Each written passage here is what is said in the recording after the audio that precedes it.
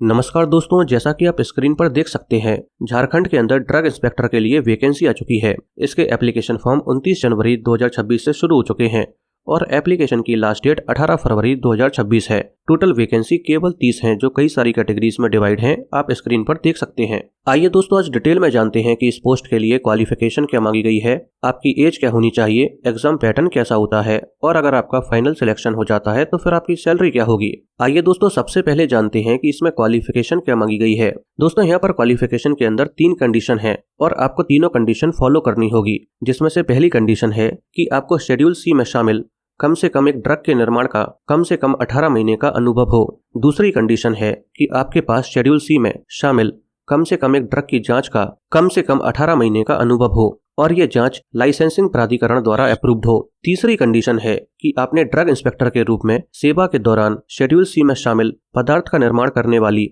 Firm के inspection में कम से कम 3 साल का अनुभव प्राप्त किया हो। आइए दोस्तों, अब जानते हैं यहाँ पर आपसे एज क्या मांगी गई है। दोस्तों, यहाँ पर आपकी एज 1 अगस्त 2024 को 21 साल होनी चाहिए, लेकिन अगर आप जनरल कैटेगरी से बिलोंग करते हैं तो आपकी एज 35 साल से ज्यादा नहीं होनी चाहिए। इसी तरह से अगर आप पिछड़ा वर्ग या अत्यंत पिछड़ा वर्ग कैटेगरी से बिलोंग करते हैं तो फिर आपकी एज 1 अगस्त 2024 को 21 से 37 साल के बीच होनी चाहिए। इसी तरह से अगर आप फीमेल कैंडिडेट हैं तो आपकी एज 21 से 38 साल के बीच होगी। SC/ST कैटेगरी के लिए 21 से 40 साल और EWS कैटेगरी के लिए एज 21 से 35 साल होगी। आइए दोस्तों, अब जानते हैं कि इस पोस्ट के लिए सिलेक्शन प्रोसेस कैसा होता है। दोस्तों, इसका सिलेक्शन प्रोसेस 2 स्टेज में होता है। पहली स्टेज में एक रिटन एग्जामिनेशन होता है और दूसरे स्टेज पर इंटरव्यू होता है। आइए दोस्तों, इन दोनों ही स्टेज को थोड़ा सा डिटेल में जान लेते हैं। पहली स्टेज पर एक रिटन एग्जामिनेशन होता है जो MCQ फॉर्मेट में होता है। इसमें 5 पेपर होते हैं, जिसमें से पहला पेपर फार्मास्यूटिक्स और जनरल मेडिसिन का होता है, दूसरा पेपर माइक्रोबायोलॉजी,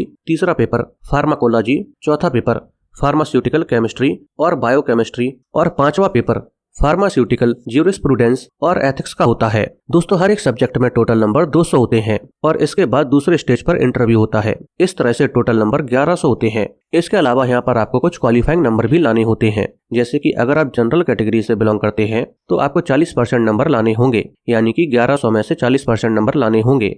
इसका मतलब यह है कि आपको 1100 में से 440 नंबर तो लाने होंगे, तभी आप इस एग्जाम में क्वालिफाई माने जाएंगे। लेकिन मेरिट में आने के लिए आपको ज्यादा से ज्यादा नंबर लाने होंगे। आइए दोस्तों, अब जानते हैं कि अगर आपका फाइनल सिलेक्शन हो जाता है तो आपकी सैलरी क्या होगी। दोस्तों, अगर आपका फाइनल सिलेक्शन ड्रग इंस्पेक्टर के तौर पर हो जाता है तो आपकी पर मंथ सैलरी 53,000 रुपए से लेकर 1,67,800 रुपए के बीच होगी। दोस्तों, अब अगर आपको ये वीडियो पसंद आई हो तो वीडियो को लाइक करके चैनल को सब्सक्राइब कर लीजिए।